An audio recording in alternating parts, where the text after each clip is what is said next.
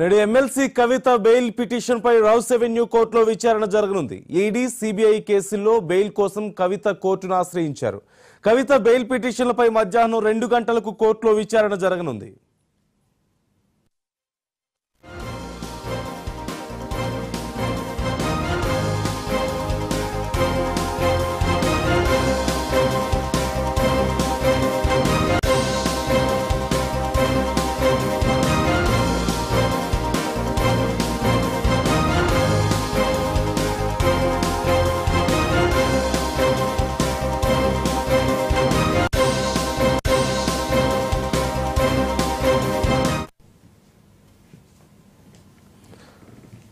నేడు ఎమ్మెల్సీ కవిత bail petition పై rows avenue కోర్టులో విచారణ జరగనుంది. ఈడీ సిబిఐ కేసుల్లో బెయిల్ కోసం కవిత కోర్టును ఆశ్రయించారు.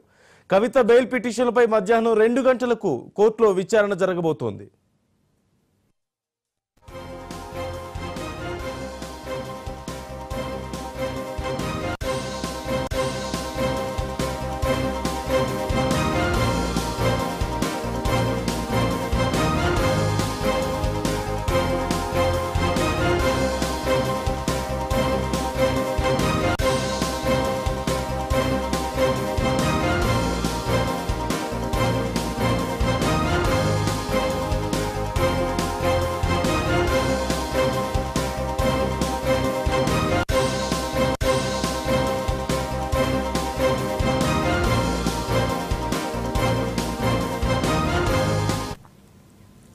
నేడు ఎమ్మెల్సీ కవిత బెయిల్ పిటిషన్ కి సంబంధించి రౌస్ అవెన్యూ కోర్టులో విచారణ జరగబోతోంది.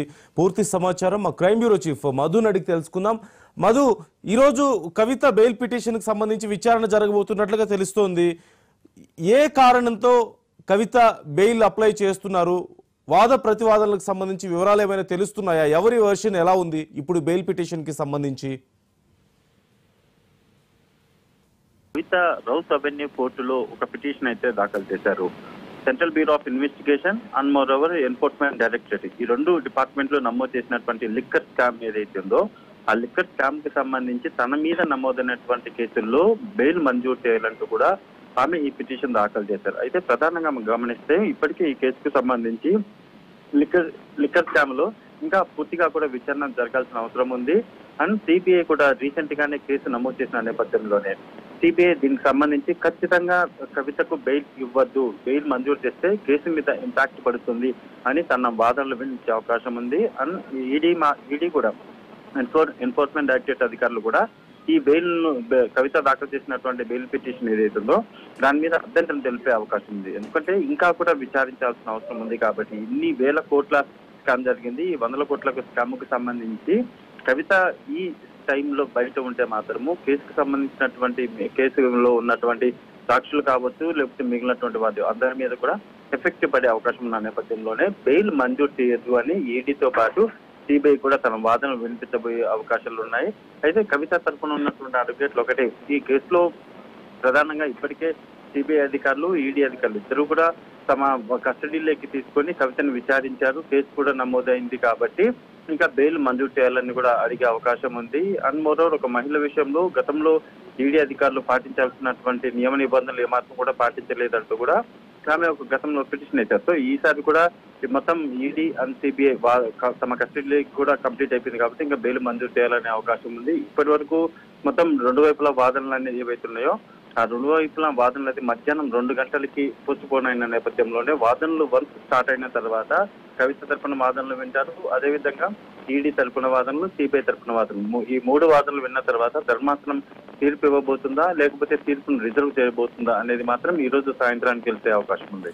కవిత విచారణకు సంబంధించి పురోగతి ఎలా ఉంది అనే వివరాలు మనకేమైనా తెలుస్తున్నాయా ప్రధానంగా? అలాగే ఇప్పుడు ఇంతకుముందు మీరు చెప్పినట్లుగా కవిత కూడా చాలా సందర్భాల్లో ఆరోపించేశారు, అక్కడ పట్టించుకోవడం లేదు సరిగా, ఫెసిలిటీస్ సరిగా లేవు, నా హెల్త్ కండిషన్ సరిగా పట్టించుకోవడం లేదు అంటూ. మొన్న కేజ్రీవాల్ గురించి కూడా ఒక అప్డేట్ మనం విన్నాం.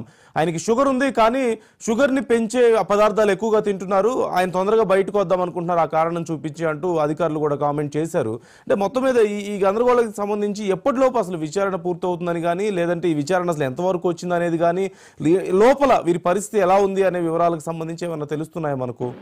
లిక్కర్ స్కామ్ కి సంబంధించి జరగాల్సినటువంటి విచారణ ఏదైతే ఉందో, అంటే ఈడీ అధికారులు, సిబిఐ అధికారులు జరపాల్సినటువంటి దర్యాప్తు అనేది ఇంకా కొనసాగుతుంది. ఆ దర్యాప్తులో బయటపడుతున్నటువంటి విషయాలలో ఎవరైతే అక్యూజ్డ్ పర్సన్స్ ఉన్నారో, అక్యూజ్డ్ పర్సన్స్ ఒక్కొక్కరిని అరెస్ట్ చేస్తున్నప్పటికీ కవితను కూడా అరెస్ట్ చేశారు. ఇంకా కూడా ఈ కేసులో కొంతమంది అప్రూవర్ గా మారిపోయినటువంటి పరిణామం. సో అప్రూవర్ దగ్గర నుంచి వచ్చేటటువంటి ఇన్ఫర్మేషన్, అరెస్ట్ చేసినటువంటి వాళ్ళ దగ్గర నుంచి రాబట్టేటువంటి సమాచారంతో వీటన్నిటినీ కూడా పరిగణలోకి తీసుకుని ఇప్పుడున్నటువంటి సిచ్యువేషన్, అంటే రైట్ లో ఉన్నటువంటి సిచ్యువేషన్ లో ఇటువంటి వెదర్ లో కేసులో బెయిల్ మంజూరు చేస్తే మాత్రం ఇంటాక్ట్ పడుతుంది. సో బెయిల్ మంజూరు చేయొద్దు అని అయితే ఈడీ అధికారులు, సిబిఐ అధికారులు వాదించబోతున్నారు.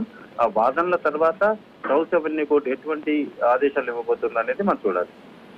Okay, right. Thank you Madhu.